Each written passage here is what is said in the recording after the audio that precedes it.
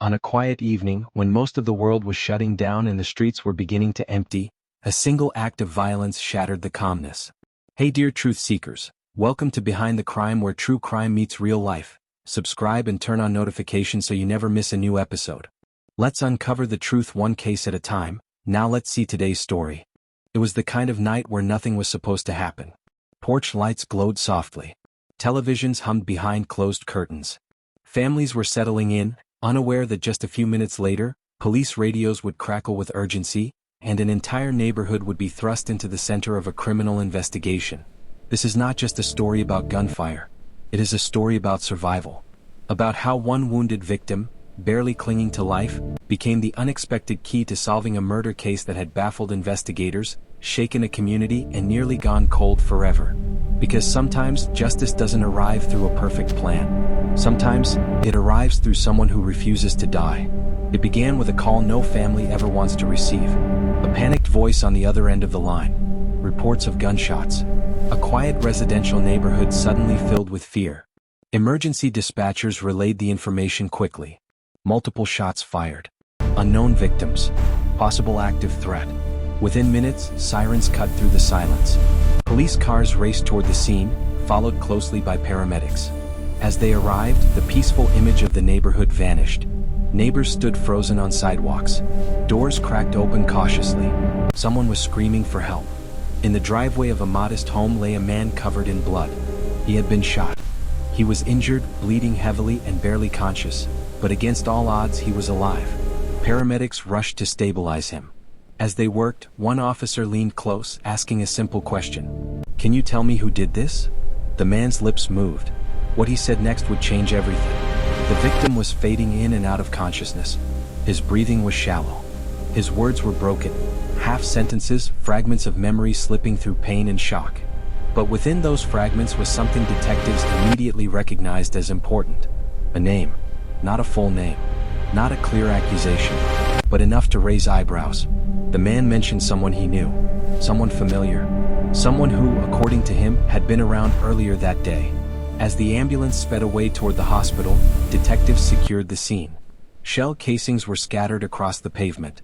Footprints marked the ground near the driveway. There were no witnesses who had seen the shooter clearly, but several people had heard the shots. At first glance, it looked like another unsolved act of violence. But that wounded man had just given police their first thread to pull.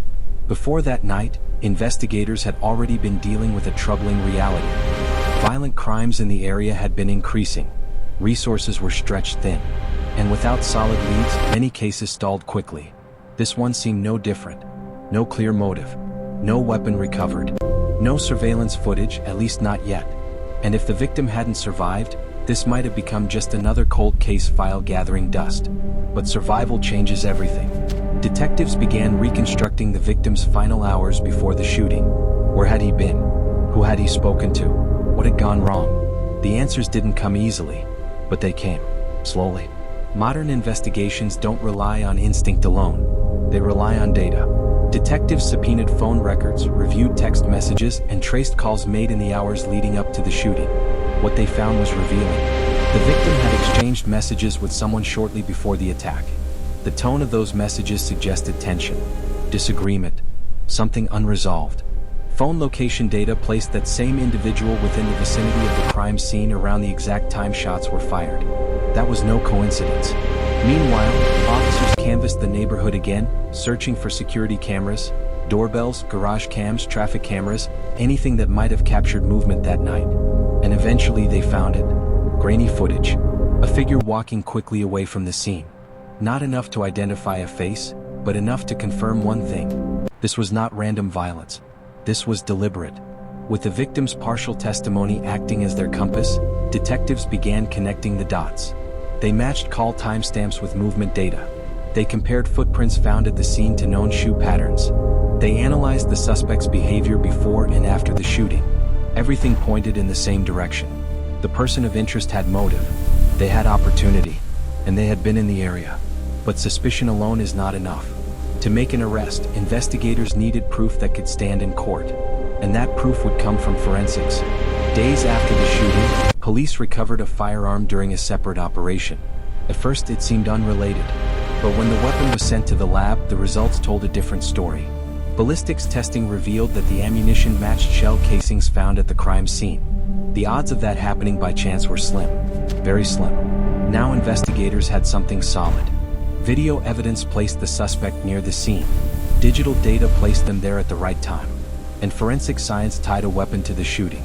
The case that once teetered on the edge of silence suddenly gained momentum. This was the breakthrough detectives had been waiting for. Law enforcement moved quickly. Officers located the suspect and took them into custody without incident. The arrest sent shockwaves through the community. Some people were surprised. Others said they had always suspected something was off. Inside the interrogation room, the suspect appeared calm at first. They denied involvement, claimed they had been elsewhere, insisted the evidence was wrong. But detectives didn't rush. They let the facts speak. Piece by piece they laid everything out. The phone records, the video footage, the ballistics match. The story began to crack. Hours passed. Pressure mounted. The suspect's version of events changed. Small inconsistencies at first, then larger contradictions. Finally, faced with undeniable evidence, the truth surfaced. A confession. What began as denial ended in admission. The shooting had not been accidental. It had not been random. It had been planned.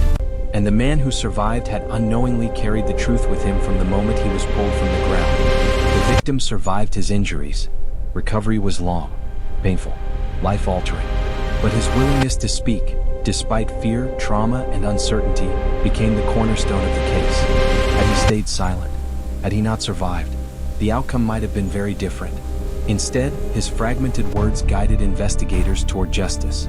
The wound that nearly took his life became the key that unlocked the truth. Justice is not always swift, and it is not always complete. But in this case, persistence mattered, science mattered, and one person's survival made all the difference. The community began to heal.